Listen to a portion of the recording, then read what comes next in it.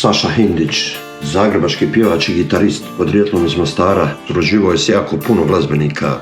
Od poznatijih imena surađivao je sa Željkom Bebekom, Dadom Topićem, Zrinkom Tutićem, Alkom Vujicom, Miroslavom Rusom.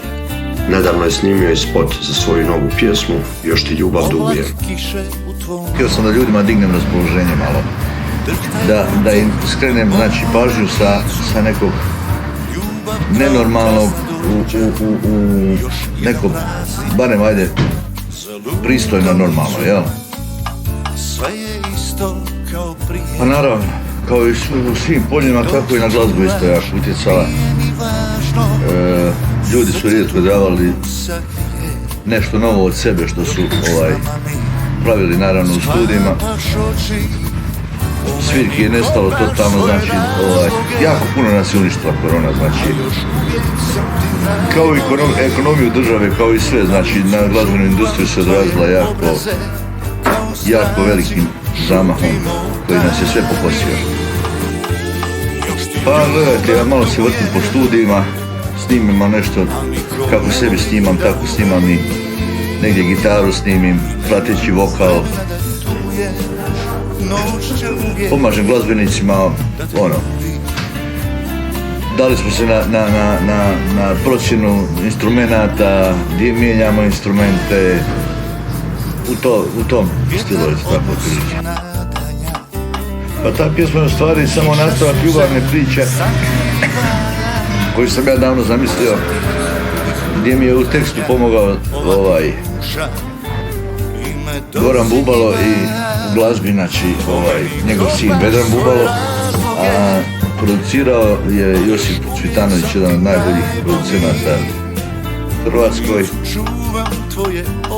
A Rene Bitorajac je moj prijatelj kao i Branko Đurić i vidio sam, taj iskaz pjesme sam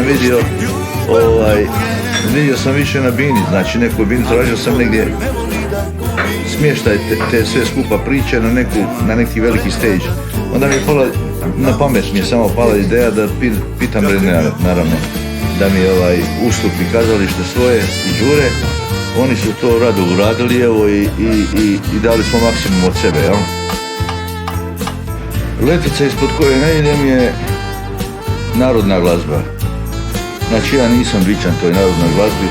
Naravno da nemam ništa protiv tuđih ukusa, jel? O ukusima se ne raspravlja, ali letica neke koruze i narodnjaka meni jednostavno mi para uho, mada se družim dosta i sa tim kolegama, ali mi jednostavno to ne leži, jel? Ja sam krenuo od rane mladosti, sa tim Bob Dylanom, Ericom Claptonom, i kad naš David Gilmour, ne naš, ali naš glazbeni, idol većine, svira na akustičnoj gitari, tako da mi se to jako svidjelo. I sad uz primjese, benda, tako radim cijeli život, sam. Vuk Samotnjak, na gitari. Da, duet sa Željkom Samadićem je bio planiran dugo godina, jer jedan drugog stvarno poštivamo i kao glazbenik, kao čovjeka, tako da je to bilo samo pitanje dana. Napravili smo jednu ljubavnu pjesmu koju smo posvetili Mostaru, baš ljubavna pjesma, neke uspomene koje nas sjećaju na neke stare ljubavi u gradu, a osim Željka Samadića sam radio naravno i sa Bebekom, dosta sam radio sa Zrinkom Tutićem, Nikša Bratuš mi je isto veliki prijatelj koji je tu uvijek u blizini, Miroslav Rus, neprikosnoveni. I tako sada ne napravim, bilo je njih dosta u mojem, kad sa Dadom Topićem recimo, i tako. Nikad nisam vukao ljude za rukav. Ako se nekom nešto svidjelo ono što ja radim, to je bilo isključivo njihovom, prepoznatljivošću da je to dobro, Diljem Hrvatske se vrti, ja, pošto imam tu aplikaciju Fus Control, onda vidim da se najviše pjesma vrti u Slavoniji, to je Radio Prkos, Radio Vinkovci, većinom je to Slavonija, na čemu sam jako zahvalan čak i preko granice se vrti, znači radio Livnorama, gdje dobivam svakodnevni izvještaj, jel?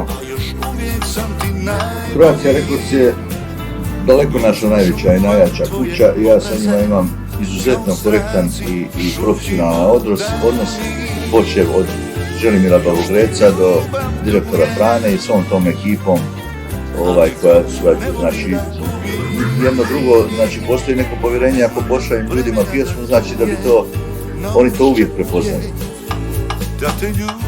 Naravno da, spremam i imam dosta pjesama. Toj pjesmi Još ti ljubav dugujem sam surađivao stvarno sa velikim glazbenicima. To su prije svega dvojica jednih od najvećih gitarista sad u regionu, znači Muris Farajić i Dragomir Hevendak, znači producent koji je stvarno vrhunski, ako ne i najbolji, Josip Cvitanović. I tako surađivao sam sa ekipom, znači Arsen Mereš, jedan saksofonista koji je sigurno na ovim prostorima jedan od vrhova, znači i poznat, znači koji je svirao Indeksima, Bijelom dugmetu i Džiboniju nedavno i tako svim glazbenicima. Htio sam skompletirati staru, dobru ekipu, znači ne staru, neki su mlađi, neki su stariji, ali sam htio kompletirati tu ekipu.